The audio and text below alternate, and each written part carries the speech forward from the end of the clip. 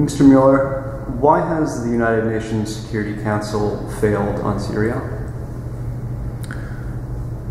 A whole series of different agendas, particularly among the P5, the strong membership in the Council,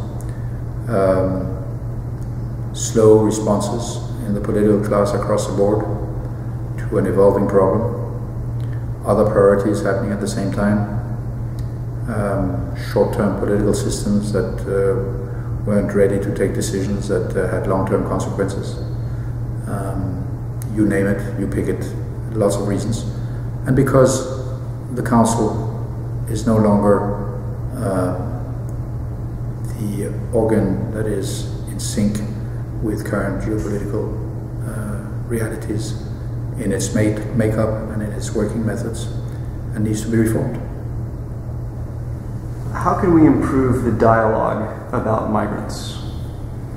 Well, we can improve it to start with by bringing it back to a fact-based dialogue. A lot of the nonsense we hear about migrants has no basis in fact, and is very emotionally laden. It's very often a product of xenophobia and racism, unfortunately, including in many places in Europe. But the fact is that, particularly when we speak about Europe, that most European countries need migrants. They need to replenish their working base, otherwise their economies are not going to do as well as they do now.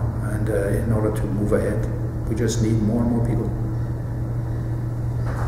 That fact has to be presented in a way that people can understand. Will global migration in the next 20 years look like it has in the past 20 years? I don't think so. I think what we're seeing now and what we have seen over the past 20 years, if we're unlucky and if we don't deal with the problems that are besetting us, is going to be pretty much a walk in the park. We're looking at potentially millions of people on the move, occasioned by rising sea levels, occasioned by climate change issues, desertification, corresponding lack of resources, lack of water, lack of food, the fact that there are rising demographics, particularly in Africa. In not too distant future there will be 4 billion people living on that continent.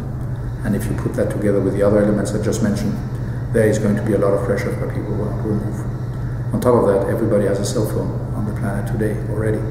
And everybody has the ability to see that life is much better the other side of the street. So a lot of people will get up and move. If they don't have a job, they don't have food, they don't have water, and they live in a hostile environment, they will move. You and I will do the same.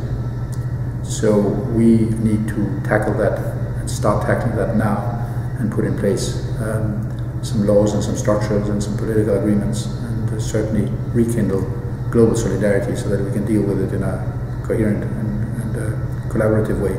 And we need to do it very quickly.